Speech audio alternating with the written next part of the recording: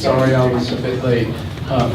So the two topics that I was asked to speak about is diet and Parkinson's disease and exercise and Parkinson's disease. These are very popular topics. In fact, I want to give a plug for PD Update, which is our quarterly newsletter, and I've written articles on each of those topics. One of them is called, and if you're interested in what I'm speaking about, you can get perhaps a copy of the PD Update that we sent out last year, I think it was. One of the topics, with the title of the one report, which I'm going to summarize here, is called "Are a Peck of Pickled Peppers Protective Against PD?" And I was just the title actually says a lot. You're going to hear as I get into this why these peppers are mentioned in the diet topic. So there are many, many factors that cause Parkinson's disease. And one of the things people have looked at is the impact of environmental factors. What's the biggest environmental factor that determines who we are? What we eat. In fact, we're like the old 747 jet planes that have the exact same design from the time they were made, but they're made up of completely different parts because they've been replaced over the decades of use of the airplanes. The same with our bodies. Our human bodies are not, obviously we don't look the same as when we were 12 years old, but in general, the body is maintained pretty constant, except we've been replaced all over, every organ, every cell. Most things are replaced. But after a while, our ability to replace is not so good. So what we are now is what we've eaten, interacting with our genetics. The genetics is the blueprint. So, and the food is the structures that make our body. And those foods are used to structure our body. So the proteins are used to make the structures of our body and enzymes. And some of the foods provide the fuel for the bodies. So people have been interested, are the diets of those who have Parkinson's disease different than the diets of those who don't have Parkinson's disease? This is how epidemiology works. You look for factors. So how do we know what a person ate all his life? It's a very difficult challenge. And what we try to establish is a correlation between people's remembrance of their diet. They're very elaborate dietary questionnaires that have been devised by epidemiologists. And a lot of important information has been published about the diets that increase the risk of Parkinson's disease and diets that decrease the risk. So that whole survey of dietary factors in Parkinson's disease turned up some interesting things, including the protective role of peppers, not necessarily pickled peppers. So, for example, there's also some factors in the environment that people find that are protective against PD. So, for example, tobacco users have a much significantly less likelihood of developing the disease. And tobacco, what people believe that it's probably the nicotine content, which is also found in other plants, solanaceous plants, such as peppers, potatoes, eggplants. And they all contain nicotine, of course, negligible compared to what's in the tobacco. But what was interesting about this is they found that, obviously in the diet of individuals who had less likelihood of having Parkinson's disease, there was a lot of these kinds of vegetables. So I'm going to describe the study. This was a case control study of 490 cases of newly diagnosed Parkinson's disease patients. The control population they're going to compare against is 644 subjects enrolled in a health maintenance organization that didn't have Parkinson's disease. So they didn't have PD, they were cognitively normal and didn't suffer from other neurodegenerative disorders. Those are the controls versus newly diagnosed Parkinson's patients. The investigators ascertained dietary as well as tobacco use information using questionnaires administered to each subject. There's a version of the questionnaire, it's called the Willett Food Frequency Questionnaire, to elicit information on typical frequency of consumption during adulthood, not to paying attention to what you ate as a child, but just during adulthood, of 71 foods and beverages covering all major food groups and sources of caffeine. The principal finding is this, that the frequency of consumption of edible solanaceous plants, peppers, remember the pickled peppers, tomatoes, tomato juice, and potatoes combined was inversely related to PD risk. So if you ate these solanaceous plants, potatoes, peppers, eggplants, you were less likely, significantly less likely, to have Parkinson's disease. You were more likely to be in the control group just eating those plants. And if you, in the questionnaire you answered, you ate a lot of those plants. The other thing is that more peppers, less PD was strengthened by waiting for nicotine concentration of the pet-specific plant. In other words, the more nicotine that plant had, the more protection was conferred by that plant. So that's where the peppers held up. So eating a lot of potatoes wasn't protected, but the peppers were because they had more nicotine. So eating peppers 2 to 4 times per week was consistently associated with a greater than 30% reduction in risk of PD. In other epidemiological studies, that was one that pointed out peppers. So I've been eating a lot of peppers lately. I should have started, when I was 20. This is the problem. But it's never too late, I think. Now that, 70 is the new 40. Old is when you get to be 100. And then you have a kind of a new vision of life. There are several other epidemiological studies that are of interest. So there's a Mediterranean diet you've all heard about, which is very high in vegetables, including tomatoes and peppers, also decrease the risk of PD. So the Mediterranean diet that you hear about is very good as a neuroprotector against development of PD. But nobody else had studied on nicotine or consumption other than in tobacco use.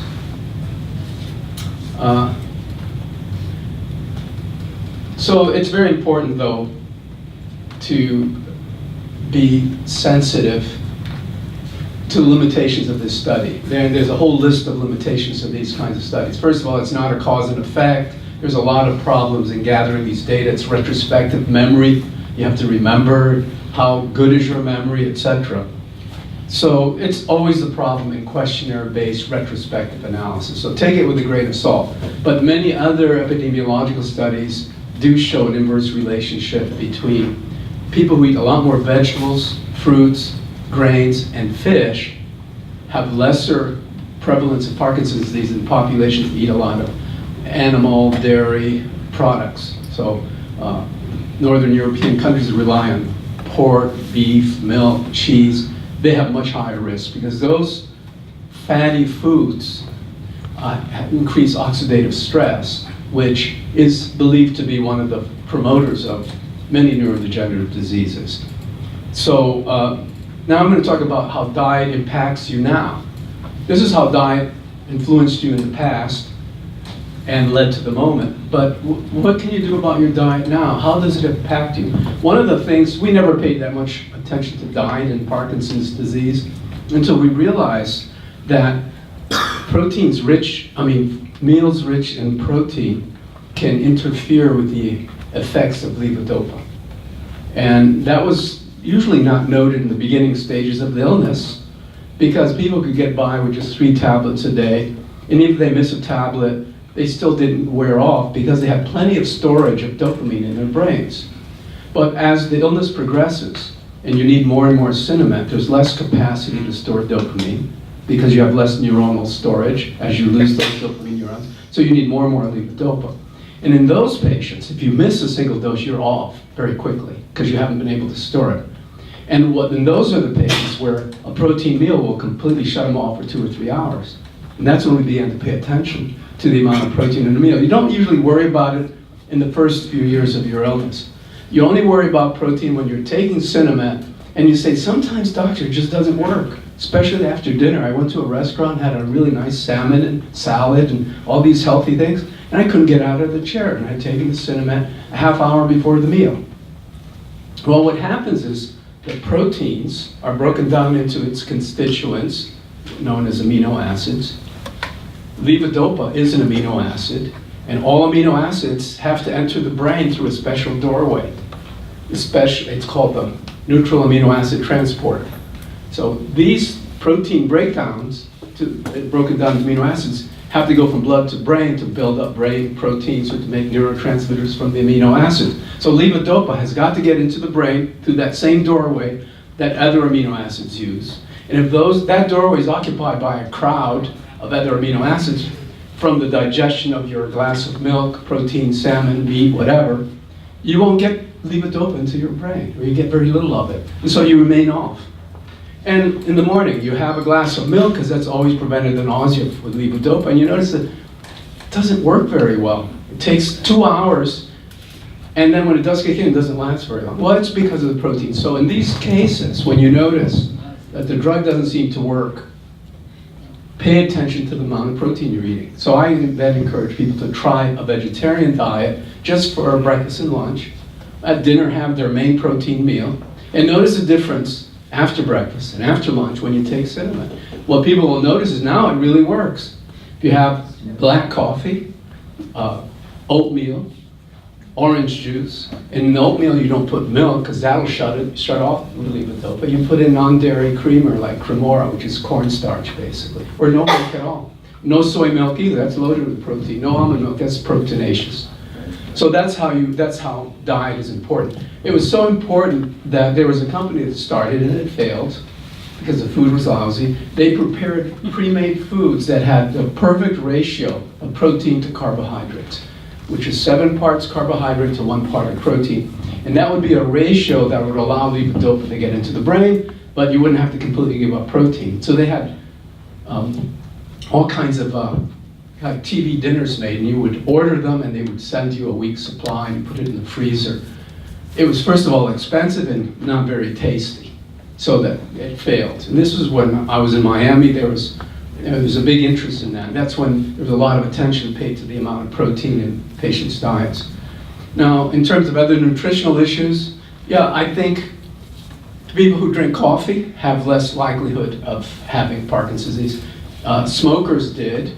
But and this is even corrected for premature death due to lung cancer. I mean, you correct age-adjusted death frequency of smokers with Parkinson's disease versus Parkinson's patients who weren't smokers. Well, people who smoked most of their life who also had Parkinson's disease, they did better. I mean, they were less likely to have Parkinson's disease, but they're getting off on a different track. So I'm going to end here about the diet and talk about exercise. Someone asked, I'm not the only, touting CoQ10 and green tea. Yeah. Well, the green tea is something that was just published, that there is a constituent in green tea that may be very healthy. And so yeah, I encourage that. It's much better than, Dr. Pepper or Mountain Dew or any of those horrible soft drinks that rot your teeth and brain. So yeah, green tea is actually an excellent beverage to use, and it's for general health, not necessarily because you have Parkinson's disease. And CoQ10 too is very good for general health. CoQ10 is a very interesting antioxidant. You know what antioxidants are.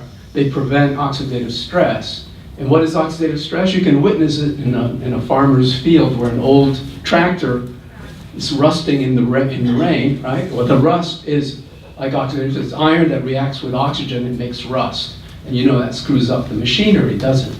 Same thing with our machinery. We got a lot of iron in our coenzymes. A lot of our machinery, which are do enzymatic reactions, rely on metallic coenzymes.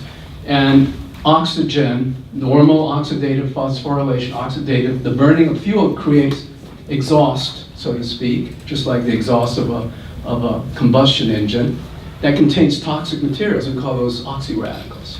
Those oxyradicals react even more vigorously than pure oxygen. These are like oxygen with extra electrons and very reactive and destroys membranes, proteins, and DNA.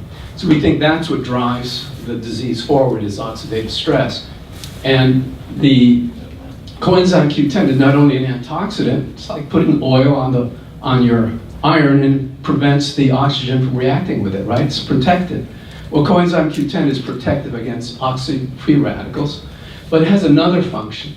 It actually enhances the generation of energy in the furnaces where oxidative processes take place. Where the fuel is burned is called the mitochondria. There are these micro furnaces in every cell. And the mitochondria dysfunction in this illness, so they create a lot more oxidative stress and they don't make enough energy. They don't make but coenzyme Q10 enhances that. Unfortunately, a big study that was done with Parkinson's disease in high doses CoQ10 didn't prove that it slowed progression. However, there are hints that it is somewhat protective, certainly, and so it's really good for people with heart disease, all kinds of other illnesses, to take some coenzyme Q10. It's probably the most expensive antioxidant you can buy, and I wouldn't recommend taking the mega doses that were recommended a few years ago. I would just take not more than 300 milligrams a day, and that's affordable.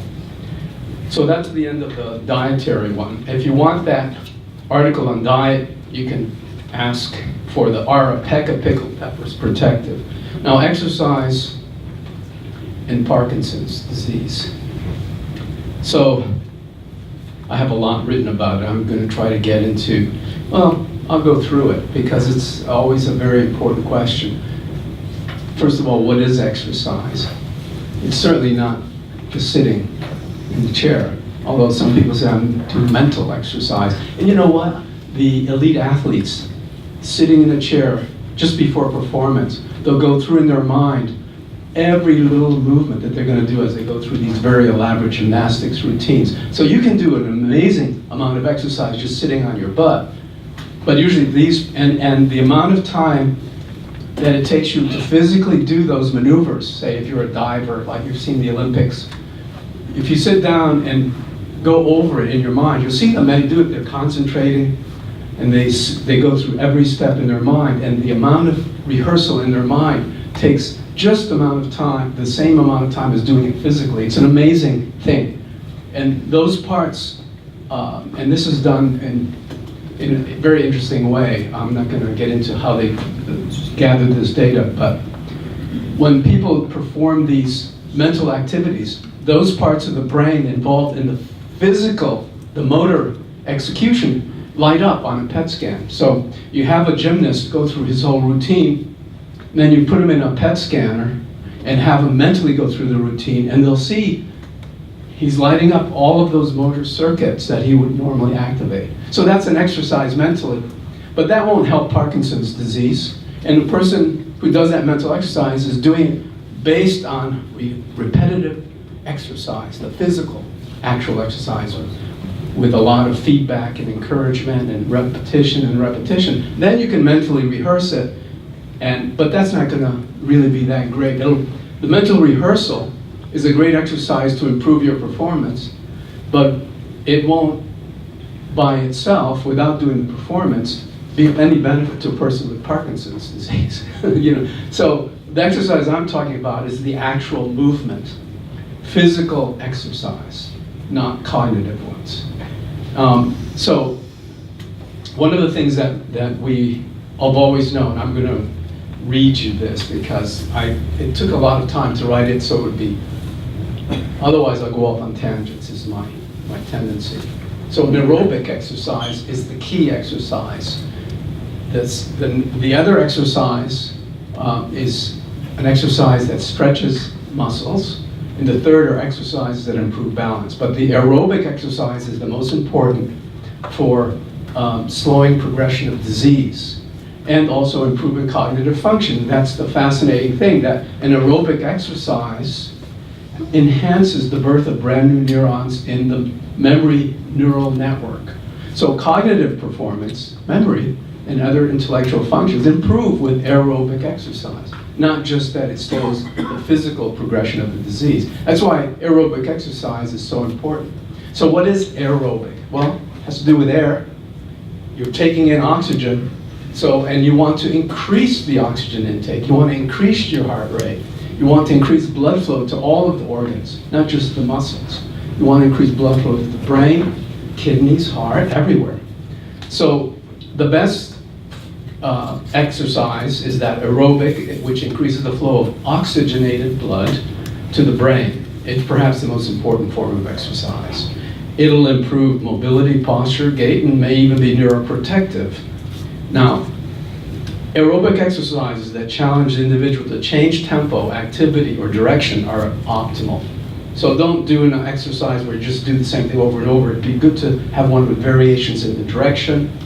Like, for example, you can get on a treadmill, get your heart rate up, then it would be good to do it backwards. You use different sets of muscles, you change direction. Or you could do it like this, treadmill side to side. So exercises that require balance and preparatory adjustments of the body, dancing, skipping, cycling, are also highly beneficial. Other examples would include marching to music with big arm swings, sports, jazzercise, aerobic exercise classes. Exercises that are especially beneficial are those that involve fast walking, including treadmill walking at different speeds and different inclines of the treadmill, various speeds, cycling at various speeds and cadences or rhythms, and swimming with different strokes with eyes open and eyes closed.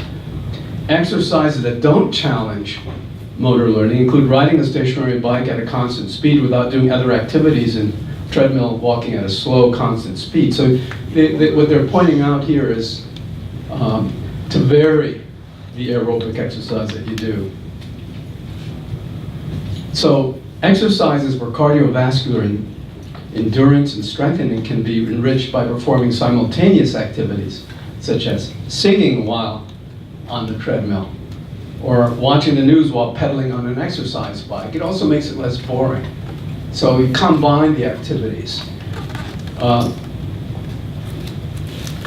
Exercises that demand attention, repetition, progression of difficulty with spaced practice over time are the best exercises for improving motor learning.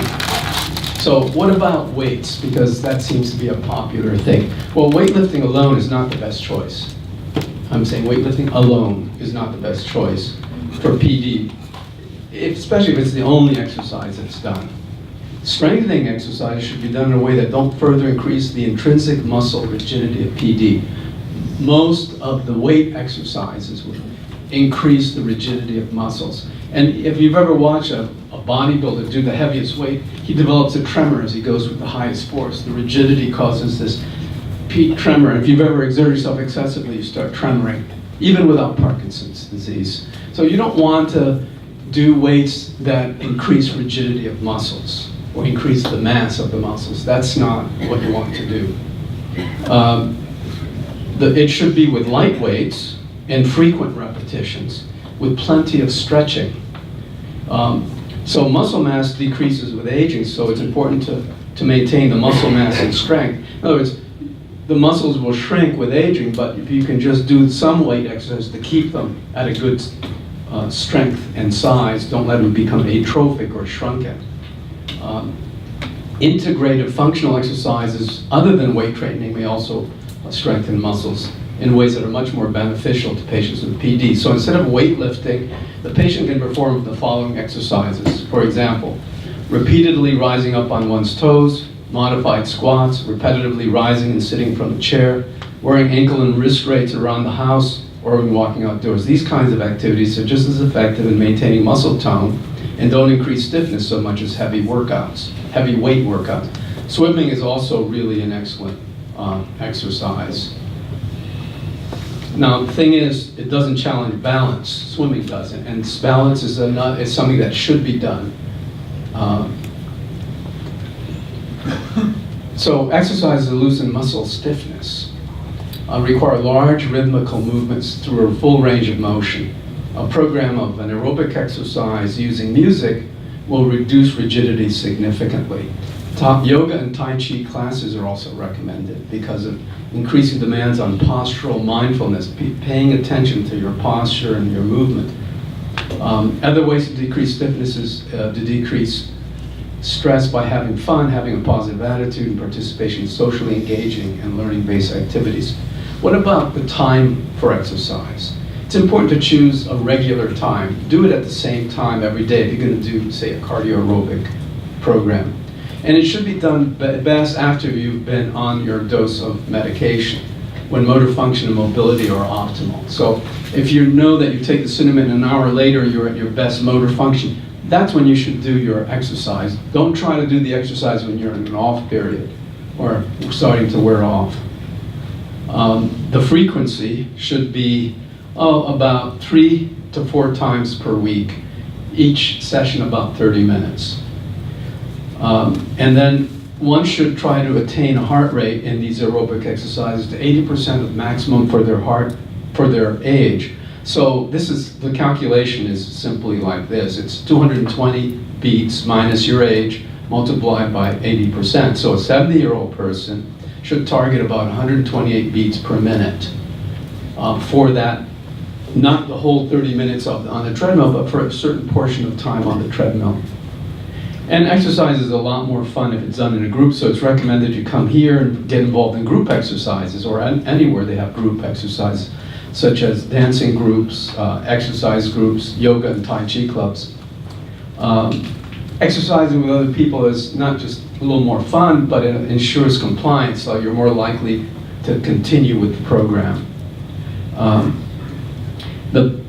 It's important not to forget the cool down period. After you get your heart rate up, you gradually ease off. So you gradually work up your speed on the treadmill or on your cycling, get your heart rate to max, hold it max for 5 minutes, and gradually let it get down to your baseline heart rate.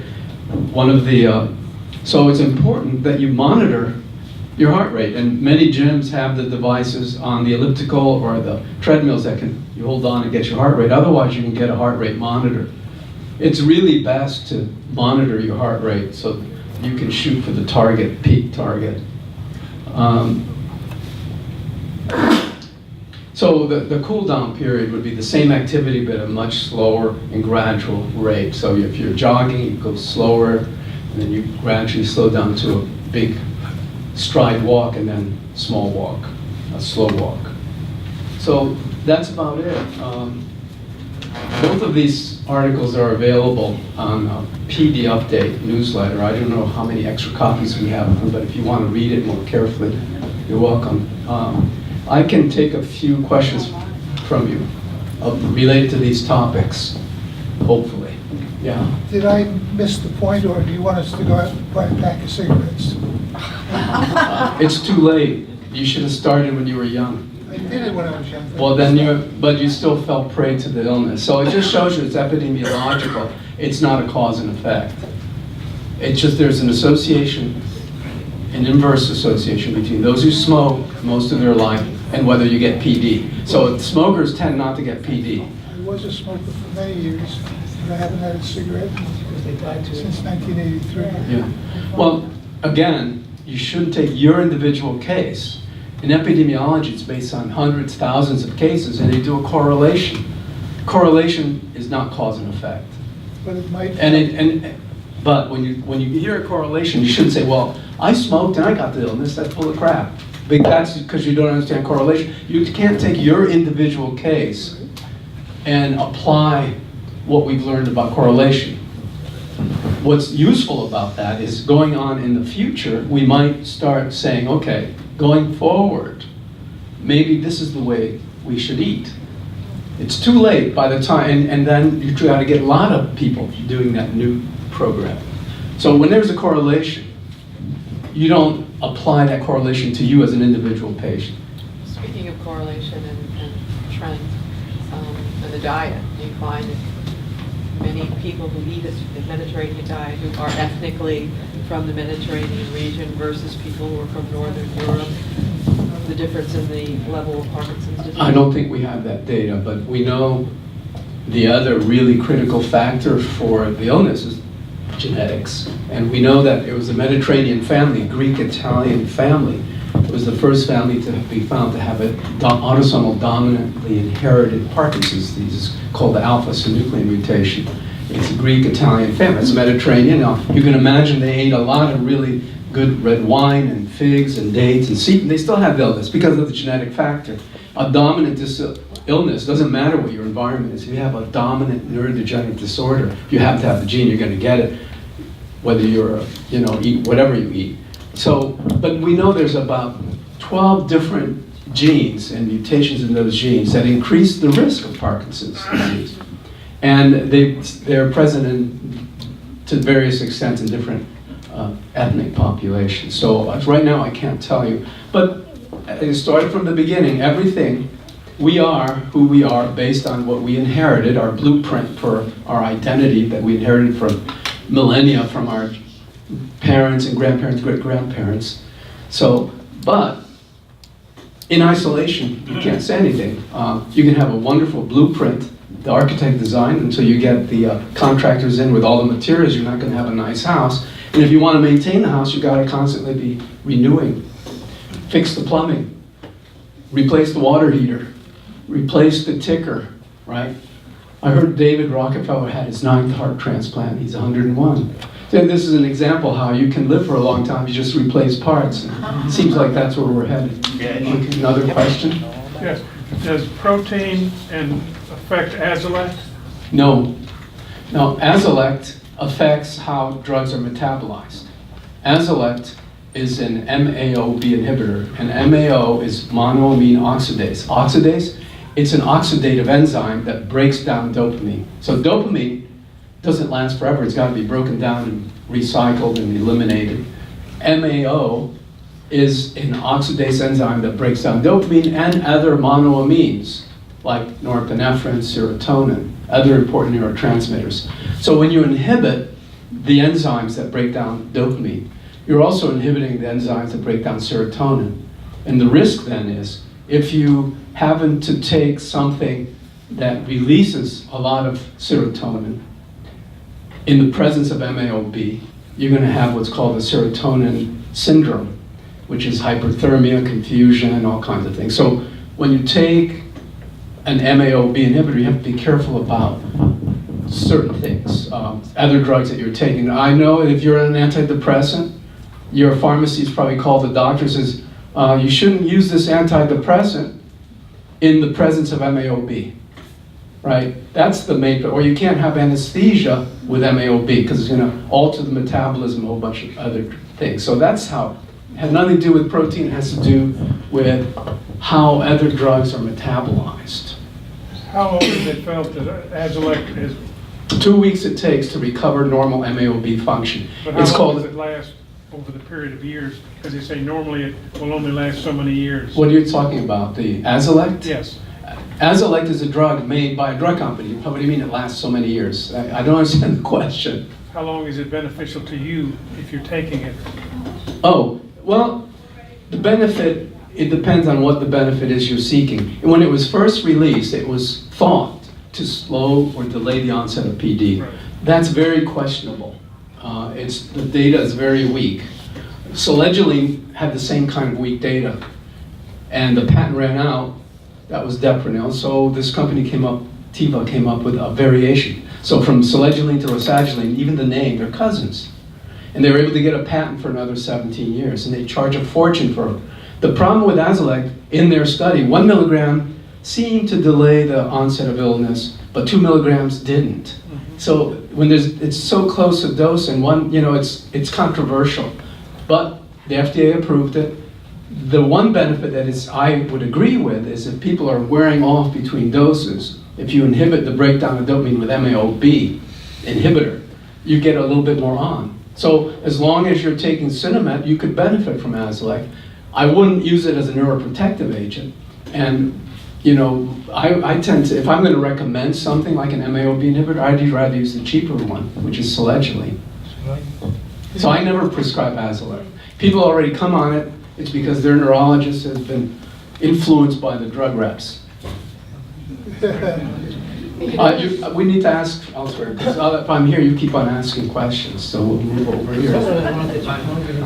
Go ahead. Connecticut started Parkinson's disease like I had. I think she had it maybe about 7 or 8 years. What about diet and exercise? That's what we're talking about. Well, I looked at it like they take a certain medication, like Harley, is that okay? Am I your doctor? No. You're asking me if I should take a drug? No. I can't recommend any drug for you because I don't know you. Okay. Or for your sister. I can say that Rotari is just an old dog with a new collar. Okay. Rotari is nothing but levodopa. How about this LSBC? God damn it. Is that a good program? That's an excellent program. Is it? Yes. You recommend? I highly recommend it. Thank you. Okay. Anybody else? Diet or exercise questions? No personal How about questions? the carbons, the salad? What was that? How about the cannabis salads?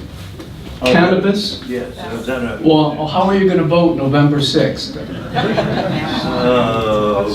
Yes or no? If you say vote yes, then I'll answer your question. If you say Yes, vote no, I I'll won't. vote yes. If you say vote no, why talk about it? Yes. It's not going to be available. I It's think. always available. So anyway, it has nothing to do with exercise, but it does relate to diet in the sense. Because cannabis is an edible, and it's not going to be allowed to be smoked. The only available cannabis right now, according to the state, is CBD, cannabidiol, which we have no evidence is useful for Parkinson's disease. In fact, there's very little evidence it's useful for anything other than as an antioxidant in cell cultures. And in a few cases of juvenile epilepsy, adding cannabidiol to the anti-seizure medicines helps control the seizures. Yeah. And then the state added an amendment to I that. read an article on it, but I, Yeah. sorry, I can't. Yeah, where they can use full spectrum cannabis for terminally ill patients. And that's it. Now, if you vote yes on Amendment 2, that's going to allow the full spectrum of cannabis to be used medicinally. And in that case, there's evidence that it's helpful for Parkinson's disease. And given how the state will allow and regulate this, it's not to be smoked. It's going to be in various formulations. In some forms, capsules of the whole extract. And there will be all kinds of edibles available as well, which may be a better way to ingest this cannabis. And there's another PD Update article. I wrote everything about medical cannabis. You can get that if you subscribe to PD Update, which is free. I think it's the last article I wrote, should be. Right. It's coming out in about a month, or the actual update will be here in about a month. Yeah, so look for that article, and it's about medicinal cannabis, the story about it. I read an article just recently. Okay. Yes, go ahead. You mentioned that nicotine is a drug. Yeah, nicotine, No, yes. you're right. It's not just the My drug. question is- It's not just the drug. It's actually a neurotransmitter. My question is, if you withdraw nicotine that your body depended on, and you get no more of it, does that have any effect?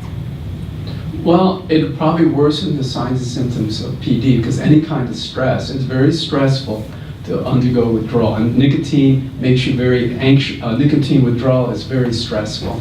And so stress, regardless of the source, you can hear bad news, watch Fox TV, and your stress will go up and your symptoms will be worse. You'll tremor and you'll shake in your boots when you hear some politician speak. But then withdrawing nicotine from the body, like when you stop smoking, Yeah. it's supposed to be good for you, but do you have things? It's just temporary. What you should do is do a gradual cessation, use No, Nicorette. it's done already. Oh. But then, my husband was a smoker, and he did stop. But you still have nicotine sources in your food, and it's a very... So in other words, it's not really detrimental once you stop nicotine? No, you just have a transient psychological craving and agitation and stress, and your Parkinsonism will be a little worse, like any stress, but it's not permanent. It isn't like deleterious to the brain, because you still have nicotine and nicotinic. There are two kinds. One of the, it's too much detail. But there is something called nicotinic receptors in the brain. They're cholinergic drugs. So acetylcholine, you've heard, it's one of the most important neurotransmitters. It's what's released at the nerve-muscle junction to allow the nerve signal to be made into a muscle contraction. So that's acetylcholine. And that acts on nicotinic receptors. And nicotine fits perfectly a nicotine receptor. That's why it's called nicotinic receptors. So this substance found in tobacco and peppers actually acts on a nervous system receptor called a nicotinic receptor. So think of it. What else do you know like that? Cannabis. So THC, cannabidiol, act on receptors in brain called the endocannabinoid receptors that modulate all kinds of brain activity. Think of another one, morphine. We have our own endogenous morphine receptors. We have endogenous morphine we make called endorphin and enkephalin. And morphine, which comes from the plant, from the opium, from the poppy, right? The poppy, the resin of the poppy pod, has 20 different pain-killing materials, opiate, alkaloids. And they work. Why do they work in the brain? Most of the drugs that we take that affect brain work because we have parallel systems to the plants. Yeah. So we have endogenous nicotine receptors, right? We have endogenous opiate receptors. We have endogenous cannabis receptors, and many more. But if you think about the drugs that we use that have saved lives, 85% are derived from plant chemicals. So if that doesn't teach us about respect for the plant world and why we shouldn't be killing so many plants with these horrible pesticides, and we tend to, weed killer. Weed killers should not be allowed. You pull them out by hand like my wife does, and she complains, but she won't. There's no way we're going to spray, weed killer all over our yard. We have chickens. We have free-ranging chickens. We eat their eggs. We don't want to eat weed killer in the eggs, right? It's how it should be. You shouldn't. Anyway, it'll get me off on an environmental rant. But yeah, we have to have more respect for the plants. The plants are like us, Some people believe that they speak to you, I think I can enjoy the beauty, and they communicate to me through their beauty, their smells, and we love to eat them. You have another question? One question. What is the latest that you know of that's on the upcoming scene regarding control or reduction of PD? Is there some new drug that is available? The most exciting trend is a vaccine that prevents the accumulation of the abnormal protein called the alpha-synuclein, and that's going to be the cure and preventive thing. That's what's on the scene. There's some studies going on in Germany to that effect. So yeah, everything else is just to relieve symptoms. Everything else just that's coming out, the Ritari, a lot of old dogs with different collars, it's the same dog. That are there to relieve symptoms, to improve movement, to replace dopamine. When we know the whole brain is involved, most of the drugs that people are developing, drug companies developing, are aimed for the motor problem, not for the cognitive decline, not for the autonomic nervous system decline. So the only way that you really have an impact on the disease that affects the whole brain is going to be to prevent the pathology. And we know how to prevent the pathology. It works in mice. And that's an antibody, an immune-mediated capturing of the abnormal protein and eliminating it. Same thing's happening in Alzheimer's. So that's the big thing. Something in Germany? How long will it be? Don't ever ask how long. You're asking me to be a prophet. What do you think? It'd be You're 5 years, profitable. 5 years away, 10 years away? I mean, how far along is the research? It's hard to know, but it's hard to know. This would be like phase 1 studies. From phase 1 studies till they get to the final phase can take 5 years, and then maybe after 5 years, if everything went smoothly, it could be allowed after 5 years. It's wonderful. If it went smoothly. But there's usually problems that develop. The FDA or the equivalent of the FDA in Europe might want this or that. Because here's what limited. We knew there are antibodies that could get rid of the plaque, the abnormal protein in Alzheimer's. And they were doing this in passive infusion of antibodies against the amyloid plaque. Some of the patients develop a global encephalitis because we're activating the immune system. So this is what may be the limitation. So they have to find better ways. And the Parkinson Research Foundation funded a study at USF through one of my colleagues to develop a novel way to do vaccines that would be less likely to produce an encephalitis. Encephalitis is swelling of the brain. It could be very dangerous. So whenever you deal with immune therapies, you have to be careful about those kinds of side effects. So that's why I say it could take longer, depending on how the initial studies go. So phase 1 studies are looking exactly at that, safety and tolerability. I'm going to end here because I have to start seeing patients. Thank you. Thank you. Thank you.